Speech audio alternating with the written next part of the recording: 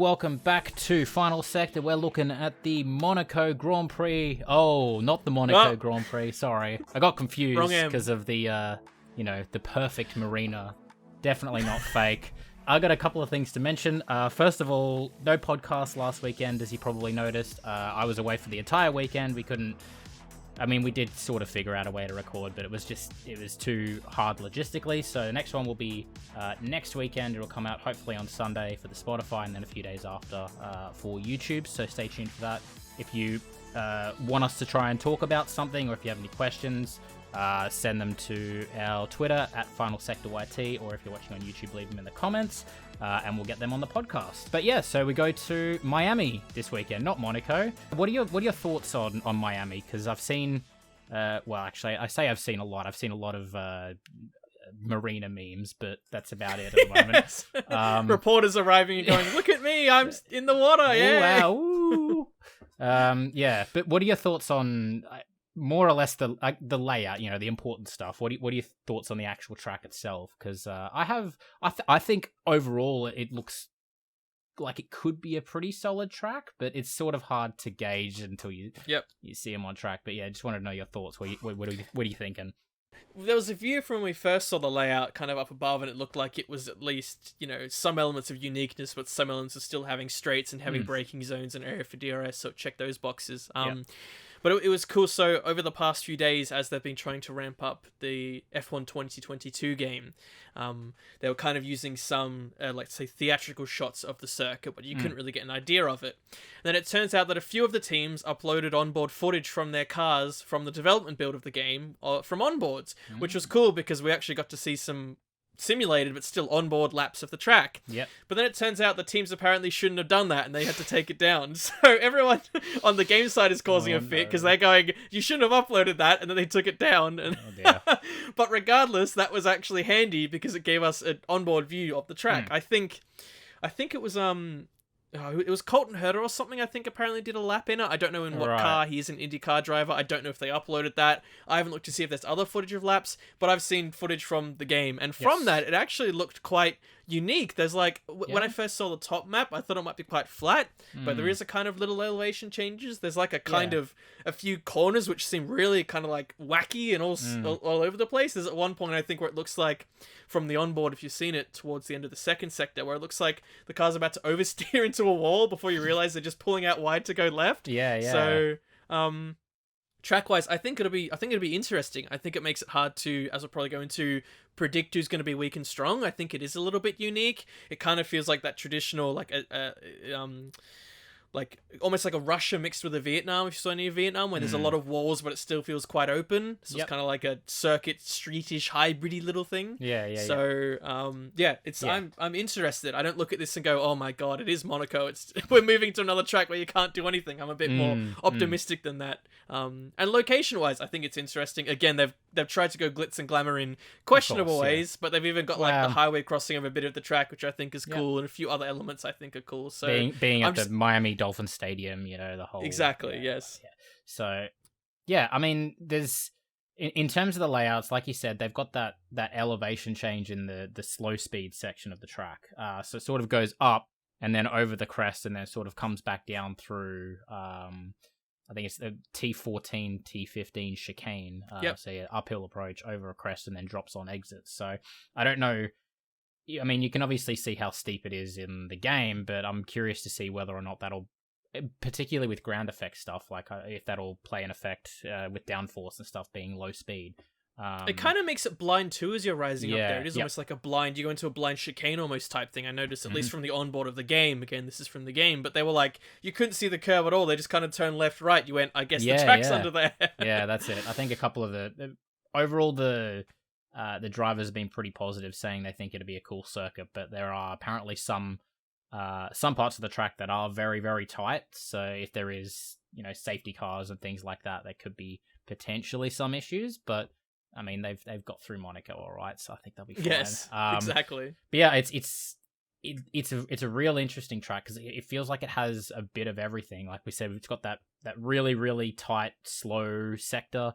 or section of the track. It's got the high speed, really that first sector, the high speed sort of S's, the high speed corners. That joins some of the straights up, yeah. And then 3 DRS zones, including that one fuck off long big back straight that seems to last forever. It's going to be really, really interesting in terms of overtakes. I think the DRS, we've already seen... Got 3 of them, right? 3 DRS zones, yeah, that pit straight and then those 2 straights on either end of the track. It feels like these are more here to keep them together, to then trying to make up a straight to shoot through maybe after the long straight, but certainly the DRS straights in the middle, they kind of give...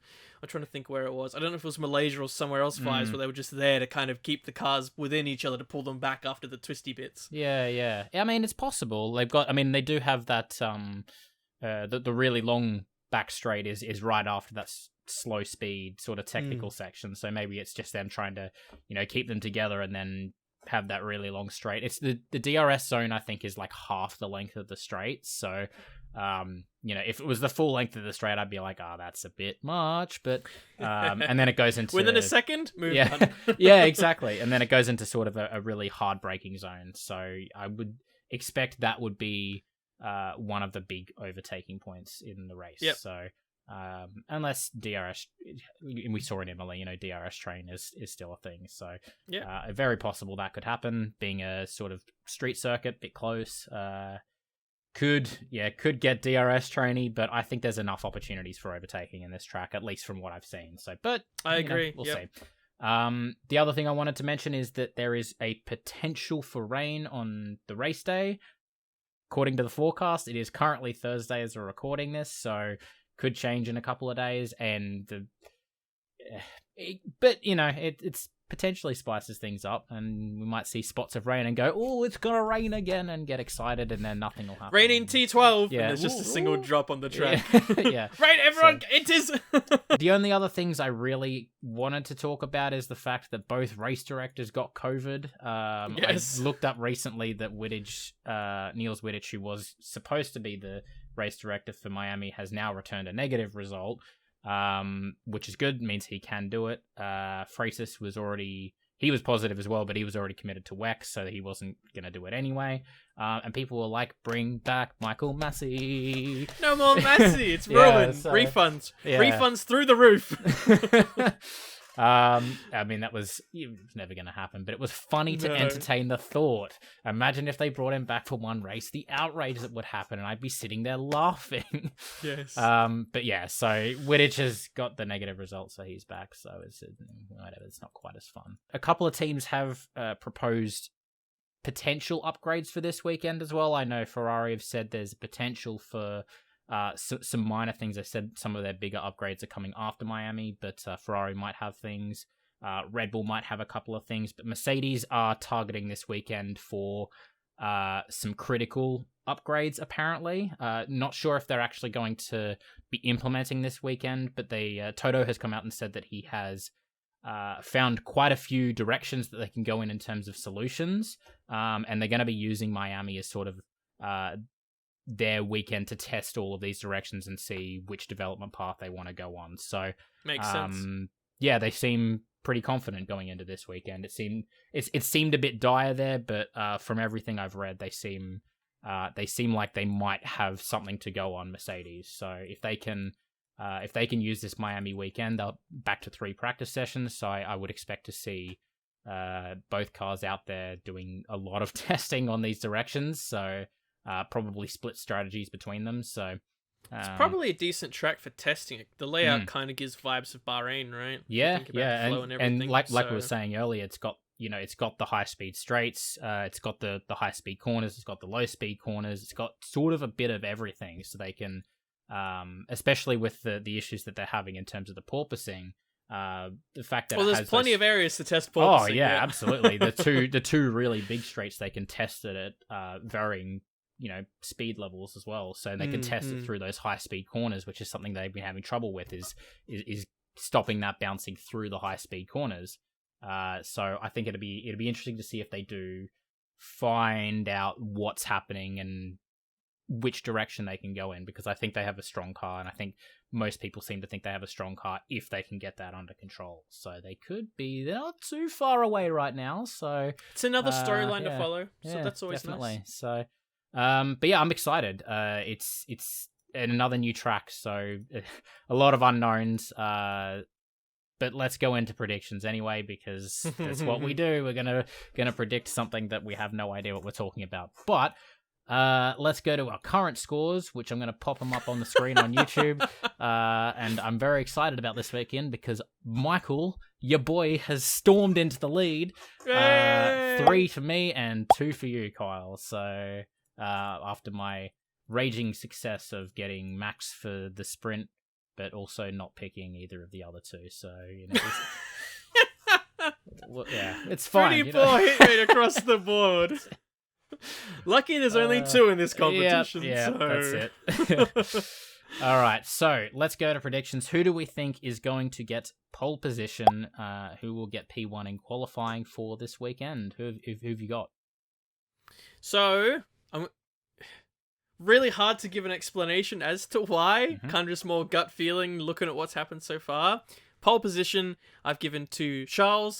2 quick reasons. I think, again, I still think on the fly when you need a new circuit, you need a new setup. I think with that Ferrari, he's still going to be king. I think the Red Bull is tricky to set up. So I think they might not have it fully intact for one blast flying lap. I think it might be a circuit where things like, I don't know, blue flags or incidents or whatever might come into play more often than normal. Very possible. Generally under those circumstances, I think Charles is more likely to whip it together than Max. Yep, cool. I have got Max on pole. Hey, there we go. Yeah, so yeah, I mean, I see a lot of high speed here, and from the first few races that we've seen, that Red Bull tends to thrive under the high speed stuff. Granted, there is that sort of one low speed section, which the Ferrari tends to be very good at.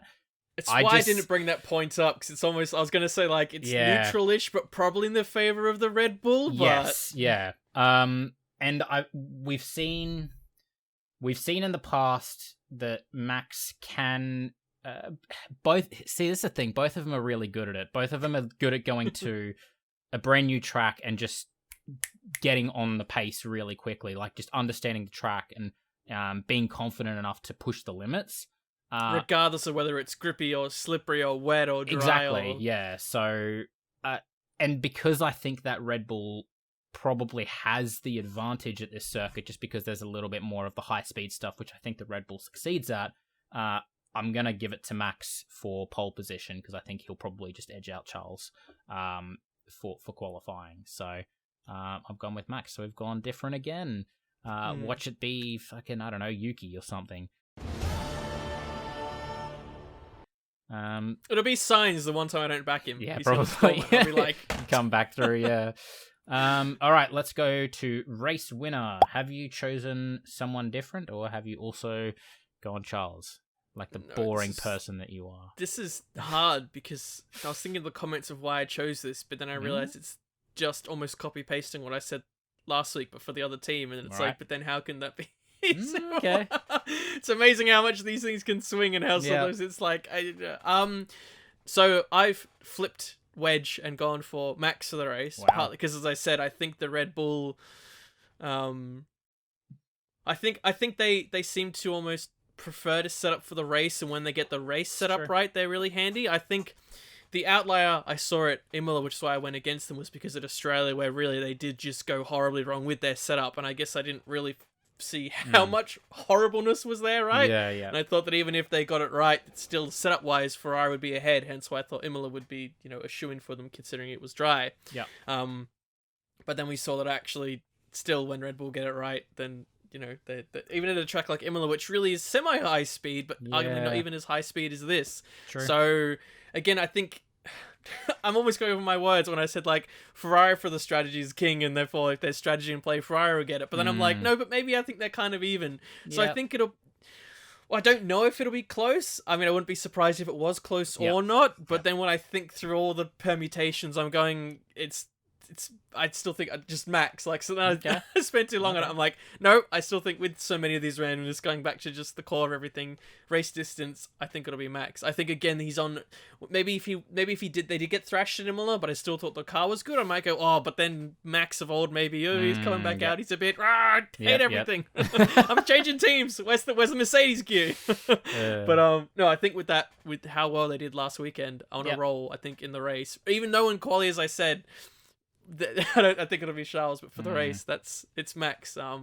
I'm curious who you've gone with, and then why you've given it to them, because it's hard for me to answer. Right, okay, because I've also done a flipperoni, and I've gone with Charles for the race. Oh my god, this is... So... I don't even know you. Wow. We're two completely different people. Completely different. Oh my goodness. That's good though. Yeah, I think... It's similar to my points about the qualifying, is the fact that... that the Ferrari's really good in that low-speed section, because that low-speed section goes directly into that really, really long straight at the back. I think even if Max does get away from pole, which I obviously am predicting he will, or if he gets into the lead, or wherever he starts, if he gets into the lead, I think through that section, even if Max pulls away the first couple of sectors, or that first sector, he sort of pulls away. Charles can probably keep up in that low speed section on that back straight, get close enough to like DRS zone to sort of hold his position. And I think he can sort of keep Max close for the entire race. I can just see it happening. Yeah, it's so tough. Again, I don't know if because a lot of the Australia one, I'm basing it on the Australia one, where that third sector is slow speed, and Ferrari were really fast there, but a lot of that was down to setup. So will they go similar in terms of setup, or will they try and go a bit different? Or but yeah, I still think that for Ferrari and Charles in particular will be quick enough through that section to get the DRS to sort of keep him at bay, and I kind of expect that DRS to be pretty powerful, because you're going to get a lot of slipstream already. You can already run a lot closer through that because of the lack of dirty air. There's less dirty air than there was last year, and then you got slipstream, and then you get DRS, and then you can just sort of fly away. And then once Charles gets into the lead, because he's so much faster in that slow speed section, I think he could use his battery through there to get Max out of DRS zone, and then sort of control the race. So it's just, that's sort of the way it's playing in my head after looking at the layout and the different strengths of the Red Bull and the Ferrari. So I could see it definitely working out that way. I think there's a very good chance of safety cars coming into it, which would change things again. But I start thinking of that, and then I go down a rabbit hole, and I know. I think it really will matter on how the slow stuff plays out. Yeah, because there was kind of slowish stuff leading into the DRS zone in Jeddah. And if you remember that battle towards the end, Charles kind of did pull a bit of a gap, but it was just not enough, where Max at least was good enough in that section. I guess that was more like a medium kind of slow section, but it still was tight and twisty, where really that's where the Ferrari specialty is. And yet he still was able to just get on enough. And even with those two zones, he was able to really easily go boom. And even when the Ferrari was behind and he was able to catch up a bit through there, he still didn't close as much. So I guess that was my other thought. But then... again, who knows what bloody hole setups they were running, and if this slow section's a different slow section to that, that's why it's impossible. But so this slow section, and it goes up and down. There's undulations and stuff as well, so it's like it could change. It could be windy. The balance could be windy. Overcast. Yeah, exactly. It's not nighttime. Who knows, right? Like you said, if Red Bull do favor the race setup, then maybe they'll take that into consideration. They'll have a stronger car through those sections. Fucking who knows? Who knows? We're not the teams. We can't do this. We're just fucking two idiots from Australia. All right, that's it. We're done. It should be good. Yeah. I'm bloody looking forward to it. I am. I'm very, very excited. it feels like it's been forever since we've had a race. I was just gonna say that. Yeah. I'm like, I don't even know you changed. Look at you. You're aged 3 years. I know. I've got like less hair and everything, and more facial hair. I don't know. I'm a different man. I've grown older and wiser. But yeah, I'm really excited for this weekend. Let us know your predictions either at Final Sector YT or in the comments below if you're watching on YouTube. Enjoy the weekend. Hopefully it's not one of those first races that is really boring, and hopefully it provides some excitement. Yeah. But yeah, enjoy the weekend. We'll be back after the race weekend for the race breakdown, and like I said, for the podcast next weekend. Let us know your questions, topics, things you want us to talk about. So but until then, guys, enjoy the weekend, and we'll see you next video or audio. You're on Spotify. Take care, everyone. Gotcha.